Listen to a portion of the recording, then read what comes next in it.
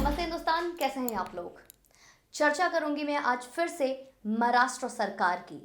NIA ने अभी तक इस केस को कहां तक सुलझाया है उसकी, पर उससे भी इंटरेस्टिंग आज संजय राउत उर्फ हमारे नॉटी अंकल की।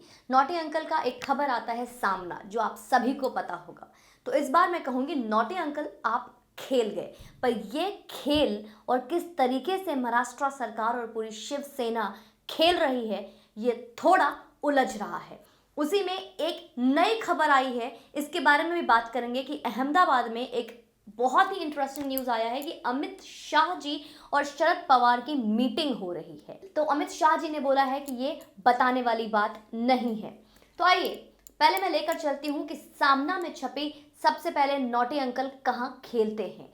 पहला सवाल जो उन्होंने उठाया है, जो अनिल देशमुख के साथ खेल रहे थे, जो अनिल देशमुख के साथ बचाने की कोशिश कर रहे थे शिवसेना सरकार की, जो पूरी शिवसेना और ये पूरी एनसीपी की सरकार परमवीर सिंह को बलि का बकरा बनाकर, इतना ही नहीं सचिन वाजे को एक साइड करके कुछ नया बताने की कोशिश कर रही थी। कल तक जो संजय राउत हमें ये याद दिला रहे थे कि सेंट्रल गवर्नमेंट और विपक्ष को उरी और पुलवामा के बारे में बात करनी चाहिए, ना कि इस विस्फोटक की बात करनी चाहिए, वही आज अनिल देशमुख पे सवाल उठा रहे हैं। सवाल नंबर 1 जो उनका आता है कि सचिन वजे को किसने इतने अधिकार किसने दिया।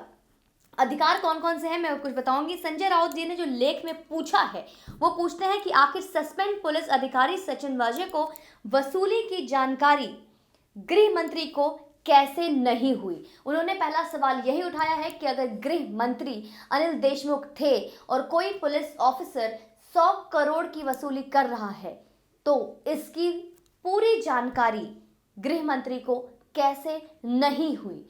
उनके अंडर में इतना सब कुछ हो रहा था, इस बात से वो बेखबर कैसे रहे। उन्होंने आगे ये भी लिखा है कि आखिर असिस्टेंट पुलिस इंस्पेक्टर एपीआई के स्तर के अधिकारी सचिन वजे को इतने अधिकार किसने दिए, इतने ऑर्डर्स कैसे मिले, यही जांच का विषय है। पुलिस कमिश्नर, गृह मंत्री, मंत्रिमंडल के प्रमुख लोगों का दुलारा, वो विश्वास पात्र रहा। सचिन वजे महज एक एपीआई था, मतलब असिस्टेंट पुलिस इंस्पेक्टर था, लेकिन उसे सरकार ने असीमित अधिकारी और अधिकार का रोल दिया था। उससे कहीं ज्यादा जो उनके अंडर जो अधिकार आने चाहिए थे, उस अधिकारों से भी अधिक मात्रा में उनके पास पावर थे। और ये पावर किसने दिया? और ये सवाल पूछने वाला कोई और नहीं, खुद शिवसेना के प्रमुख नॉटी अंकल मतलब संजय राउत जी हैं। पर इस तरीके के सवाल आज वापस अनिल देशमुख से क्यों पूछे जा रहे हैं, ये थोड़ा ताज्जुब की बात है।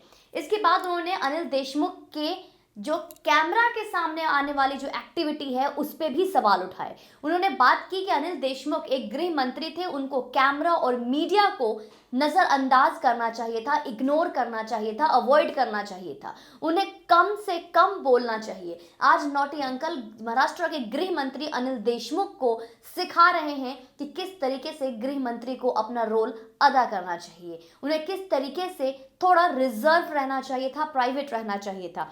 उन्होंने इस बात को भी बोला कि राउत ने लिखा है कि एनसीबी के सीनियर नेताओं में जयंत पाटिल और दिलीप वालसे पाटिल ने गृह मंत्री के पद लेने से इनकार कर दिया था, इसीलिए शरद पवार ने अनिल देशमुख को गृह मंत्री बना दिया।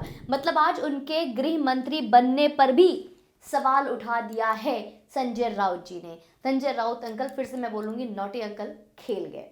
फिर से आगे उन्होंने लिखा है कि मौजूदा सरकार के पास डैमेज कंट्रोल की कोई योजना नहीं है। संदिग्ध व्यक्ति के घेरे में रहकर राज्य के गृह मंत्री पद पर बैठा कोई भी व्यक्ति काम नहीं कर सकता है। पुलिस विभाग पहले ही बदनाम है। जिस पुलिस विभाग को आज वो बदनाम कर रहे हैं, अगर आपको याद होगा, इसी पुलिस विभाग को वो सल्यूट करने को बोलते थे, और इसी महाराष्ट्र सरकार और पुलिस विभाग की इज्जत ना करने पे कंगना रनौत को हरामखोर बोला गया था। यही वो पुलिस डिपार्टमेंट है जिसको बचाने की कोशिश कर रहे थे उस वक्त जब सुशांत का केस सामने आया था, जो अभी तक सुलझ भी नहीं पाया है। तो हम खुद आज ये चीज सामना में देख पा रहे हैं संजय राउत की तरफ से, कि खुद कहते हैं कि पुलिस डिपार्टमेंट बदनाम है। इसके अलावा उन्होंने आरोप को और आगे बढ़ाते हुए देशमुख ने कुछ वरिष्ठ अधिकारियों से बेवजह पंगा लिया, इस पर बात किया। उन्होंने बोला कि अनिल देशमुख जो वरिष्ठ अधिकारी हैं, वरिष्ठ मंत्री हैं, उनसे उन्होंने पंगा लिया, उनसे उन्होंने बेवजह पंगा लिया है। गृह मंत्री को कम से कम बोलना चाहिए। इसके अलावा उन्होंने मोदी सरकार को, विपक्षी को भी बहुत ज़्यादा धमकी देते हुए बोला है कि अगर शिवसेना सरकार गिरती है, अगर हमारे सरकार पे कोई आरोप लगता है, अगर हम सामने आते हैं, तो हम विपक्षी को भी गिराने की हिम्मत रखते हैं। ये कैसा झोल है संजय राउत जी, ये हमारे समझ में अभी नहीं आया है। लेकिन इसके अलावा और भी इंटरेस्टिंग केस सामने आया है। इसमें जो एनआईए ने इस केस को आगे, जो अगला स्टेप क्या था, उन्होंने बताया कि आज खुद सचिन वाजे को लेकर गए हैं लोग, जो एनआईए की टीम है वो लेकर गए हैं मीठी नदी। मीठी नदी एक जगह है, वहाँ पे एनआईए की टीम सचिन वाजे को लेकर गई है और उस नदी से 2 कंप्यूटर सीपीयू, 2 नंबर और लैपटॉप भी मिली हैं, हार्ड डिस्क बरामद हुई हैं। सचिन वजह से एनआईए ये निकलवाने में सक्सेस हो गई और उन्होंने इस बात को खुद दावा किया, इस बारे में खुद उन्होंने बताया है कि इस नदी में उन्होंने इतने सारे चीज़ों को फेंका था जिसे कि एनआईए की टीम ने बरामद कर लिया है। ये बहुत बहुत बड़ी कामयाबी है। सचिन वजह धीरे धीरे करके सब कुछ कबूल कर रहे हैं, सारी चीज़ें खुद कबूलनामा उनका आ रहा है। तो होपफुली ये विस्फोटक से भरी गाड़ी का गुत्थी और साथ में जो हिरेन सुख का जो आपका हत्या का मामला है, ये भी बहुत जल्दी सामने सुलझ जाएगा। इस पर आपका क्या कहना है कमेंट सेक्शन में बताइए मुझे। और महाराष्ट्र सरकार जो एक वक्त अपनी कुर्सी चमकाकर सुशांत सिंह राजपूत की हत्या पे मजाक उड़ा रही थी और इसे कुछ भी नहीं हुआ, ऐसे वाली बात को आज कैसे दबाने की कोशिश किया गया था। अब खुद का सरकार इनका खतरे में है, उसे कैसे बचाते हैं मैं देखूंगी और आप भी देखिए मेरे साथ।